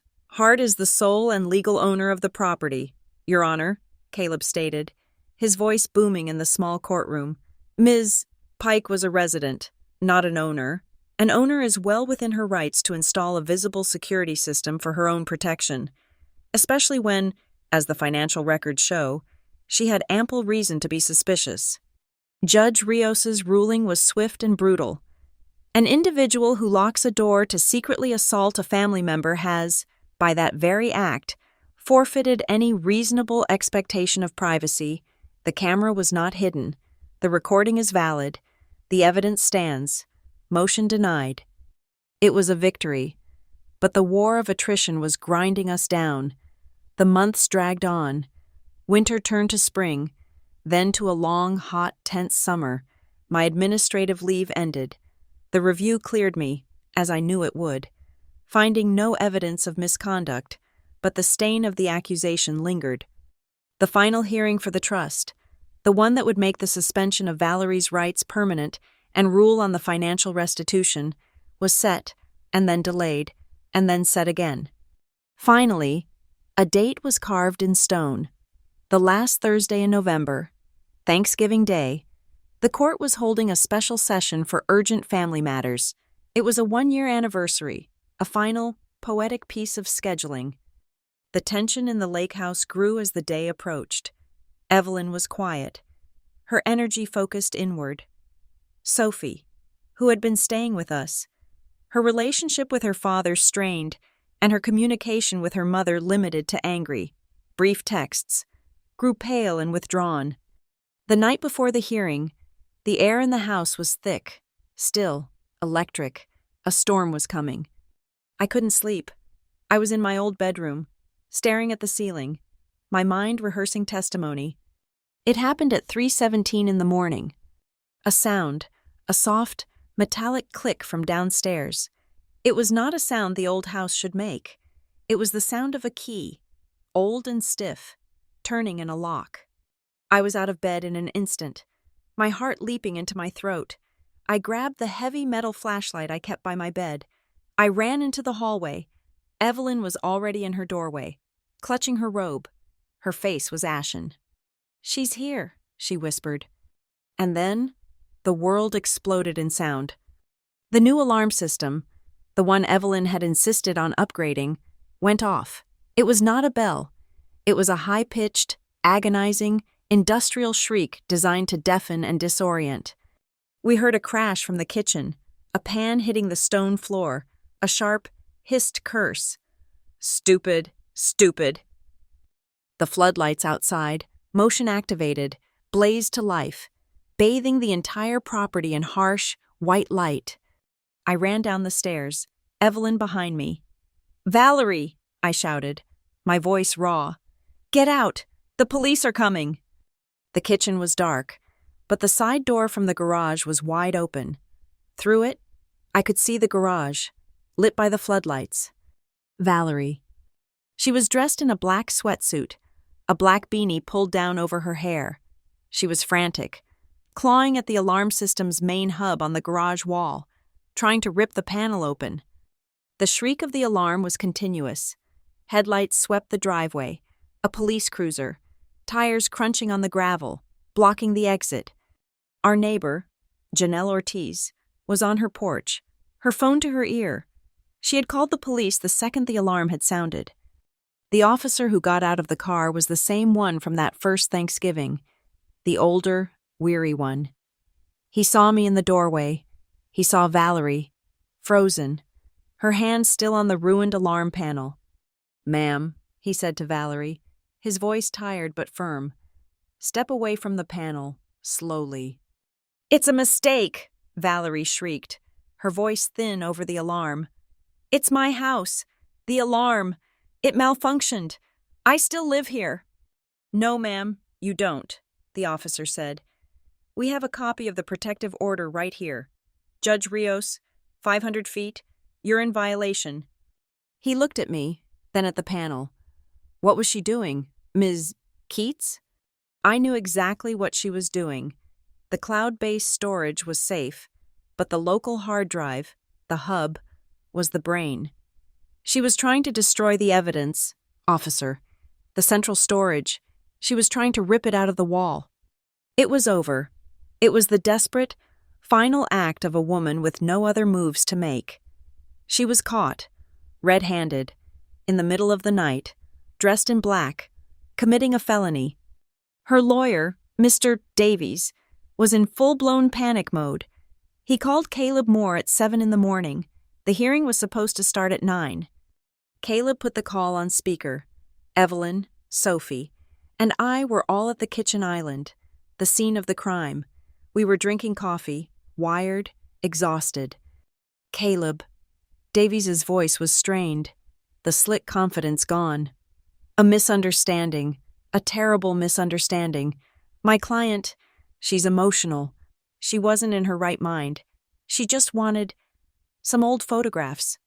"She was dressed in black and brought wire cutters. Davies," Caleb said, his voice flat. A long silence. "Look," Davies said, his voice dropping. "This has gone too far. Let's make a deal. Right now. Keep this new incident out of the criminal filing. Let's settle the trust matter. For the good of the family. For peace." "What's the offer?" Caleb asked. "Ms. Hart agrees to transfer a portion of the estate, say 30%, to Ms. Pike as a full and final settlement of the marriage. A simple, no-fault divorce settlement. In exchange, Ms. Pike will walk away, won't contest the trust, and will agree to a permanent restraining order. It's a clean break. Everyone saves face. Everyone gets peace." I looked at Evelyn. She looked smaller than I'd ever seen her, and infinitely tired. This long, ugly year had worn her down. She looked at the phone. She leaned forward. Her voice was quiet, but it was pure steel. "Mr. Davies," she said, her voice carrying clearly, "tell your client that I am an old woman, I do not have much time left, but I will spend every second of it, and every dollar in that trust, to see this through to the truth." She took a slow breath. "Peace cannot be bought, especially not with silence in the face of violence. We will see you in court." Caleb hung up. The break-in forced the court to postpone the hearing by one day. It was a gift. That afternoon, restless and vibrating with adrenaline, I started cleaning. I went to the garage, to the corner where my father had hidden the box of my mother's things. There were other boxes there, too. His old college files, my old school projects. In the bottom of a box labeled "Old Taxes," tucked beneath water-stained bank statements from 10 years ago, I found a thick, business-sized envelope. It was from a different law firm, one I didn't recognize. It was addressed to my father, at the lake house. It was dated 4 years ago, just 3 months after his wedding to Valerie. My hands were suddenly cold. I opened it. It was a copy of a document, a durable power of attorney, not the electronic one, a full, sweeping, physical one, granting Valerie Pike complete control over Evelyn Hart's medical and financial decisions, effective immediately. I looked at the signature page, and my blood ran cold. It was Evelyn's name, but it wasn't her signature. I knew her signature. It was bold, confident, looped. This was a spidery, weak, trembling scrawl. It looked like the signature of a child, or a very sick person. I checked the date. I cross-referenced it with my own files. Of course, it was dated during the 2-week period Evelyn was in the hospital, recovering from her hip replacement, the time she was on heavy, morphine-based painkillers. I called Caleb. I found the original SIN. He retained a forensic handwriting expert on an emergency, overnight retainer. The expert compared the signature to checks Evelyn had signed just 2 weeks before her surgery. Caleb called me at 6 in the morning, just as the sun was coming up. "He's done," Caleb said. "And?" "It's definitive.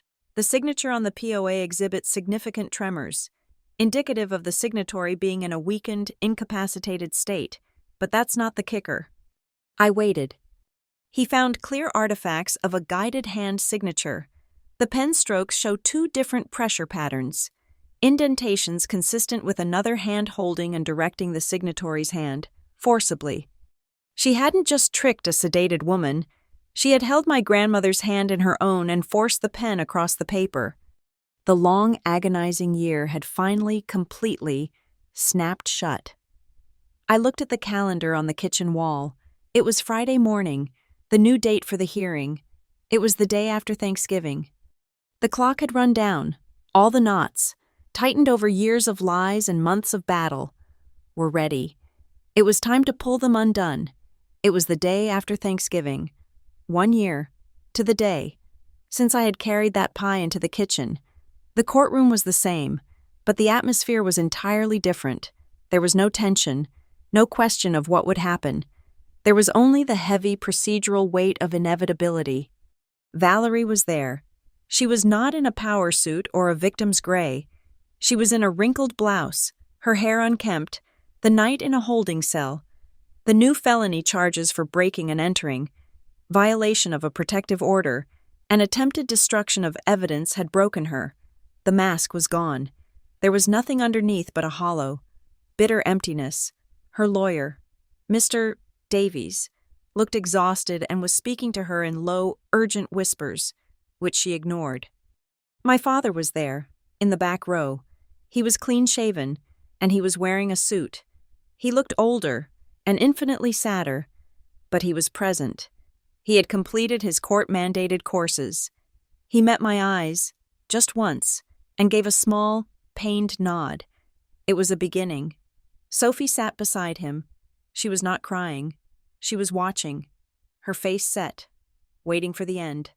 Evelyn sat beside me, her spine straight, her hands folded in her lap.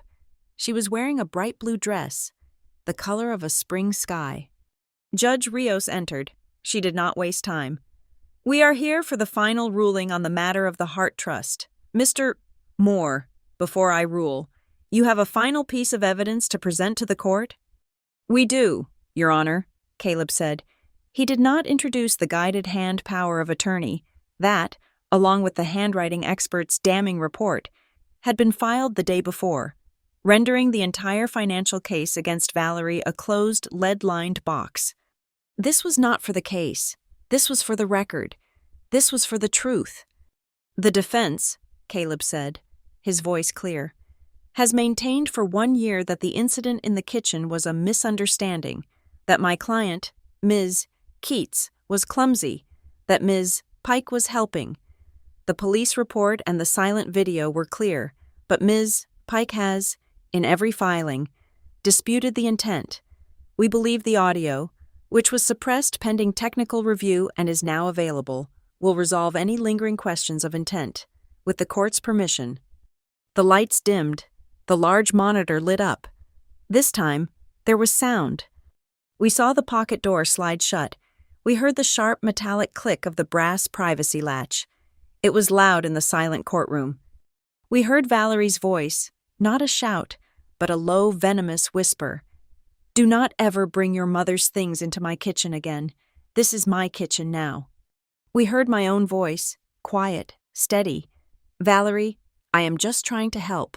For dinner. We heard the thud of her elbow connecting with my side. We heard my sharp, involuntary gasp of pain. We heard her hiss, "Ugh, clumsy!" We heard my feet stumble on the stone floor. And then we saw her, her face a mask of rage, grab my shoulder and shove me. We heard the sound of my body hitting the counter. It was not a tap. It was a sickening, heavy, bone-jarring impact. And then, crystal clear in the silence, we heard her whisper, the words sharp as needles. You don't listen. Caleb stopped the recording. The lights came up. Valerie was staring at the blank screen, her mouth open, as if she had just seen a ghost. She had forgotten. She had told her lie so many times. She had forgotten the truth was real, and that it had a voice. Judge Rios looked at Valerie. She didn't look angry. She looked disappointed. She looked at a waste. Then, she began to read her ruling. The evidence in this case is overwhelming, she said, her voice filling the room. It paints a clear and disturbing picture of methodical, predatory abuse. On the matter of the assault, the video and audio evidence is definitive. It was not a stumble. It was not a misunderstanding. It was a malicious, intentional act of battery, designed to intimidate. She looked at the financial reports. On the matter of financial malfeasance, the evidence is even more damning. We have the fraudulent electronic power of attorney, executed while Ms. Hart was incapacitated. We have the forensic analysis of the second, guided hand power of attorney, which this court finds to be a horrifying act of coercion. We have the bank records, the sold antiques, the systematic, calculated theft of over $200,000. She looked directly at Valerie. Therefore, this court rules as follows.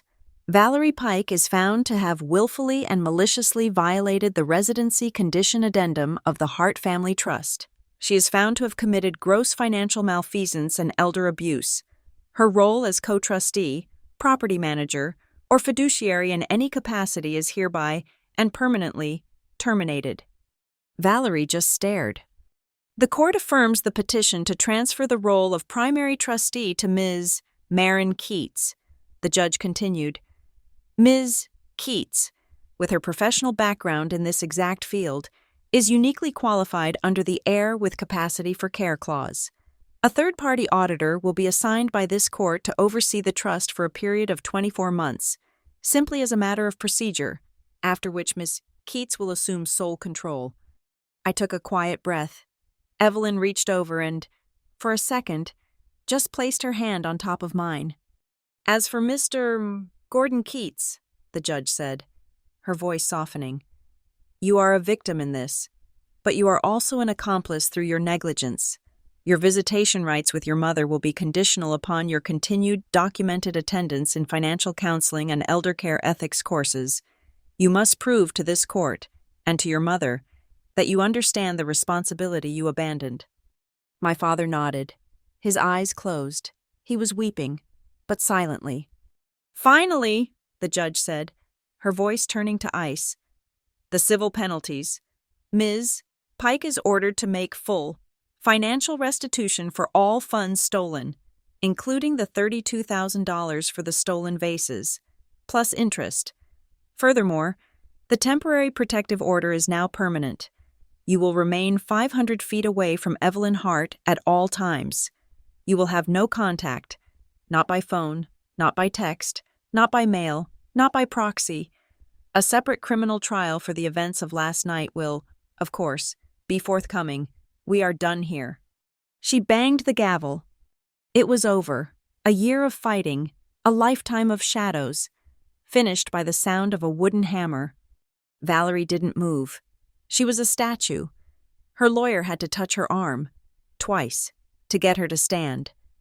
She walked out of the courtroom, not in a storm of rage, but with the shuffling, empty steps of a person who had nothing left. We went home. The house was quiet. The gray paint was still on the walls, but it didn't feel cold. It just felt like a color. Sophie and my father arrived an hour later, a quiet, uncertain delegation. I was in the kitchen. I had found my mother's pie, the one from last year, in the back of the deep freeze. I had found it the day after the disaster, uneaten, and I had frozen it, a time capsule. It was thawing on the counter. Beside it, I was making a new one, the kitchen filling with the smell of cinnamon and nutmeg. My father stood in the doorway. "Marin," he said. He was holding a small box. I don't know what to say." "You don't have to say anything right now, Dad," I said, not looking up from crimping the crust. "Just be here." Evelyn walked in. She looked at the pie. She looked at me. "Well," she said, "it's about time." We ate, not a feast, just a meal, soup, fresh bread, and the pie. Evelyn took the knife and cut the first slice. She handed it to me. She raised her water glass. My father, Sophie, and I all raised ours. "This is not a victory," Evelyn said, her voice soft, but firm. "There is no victory in a war against your own family. This is a reclamation. This is how a kitchen, how a home, stops being a battlefield. This is how it becomes a safe place again." We drank. Later, as the sun was setting, casting a gold light across the cold stone counters, I was cleaning up. I went to the pantry to find the old roasting pan, and in the back of the bottom cabinet, I found it. My mother's old pie tin, the one I thought was lost. A dented, 9-inch aluminum pan, stained dark from 1,000 bakes. I turned it over in my hands. I had never noticed it before. On the bottom, etched into the metal, so faint I had to hold it to the light, was a tiny, scratched inscription. My mother's handwriting. "Daughter," it read, "if you are lost, return to the kitchen." I ran my thumb over the words. A small, real smile touched my face. The pain in my hip was long gone, but the memory of it was a reminder. The investigator was at peace. The daughter was home. I looked up. My grandmother was at the table, telling Sophie a long, rambling story about a fishing trip. My father was listening, really listening, for the first time in years. The back door, the one to the lake, was open. A cold, clean wind blew in, smelling of pine and water. It cleared out the last, lingering scent of old perfume. There were no more whispers. There was just the sound of plates stacking, and the sound of my grandmother's laugh, and the quiet promise of the next day. The knot was tied. The story was over, leaving the rest, the part that never needed to be written, in silence. Thank you so much for listening to my story. I would love to know where you are listening from. So please drop a comment below to say hello and share your thoughts. If you enjoyed this, please subscribe to Lila Revenge Stories, like this video, and hit that hype button so this story can be heard by more people.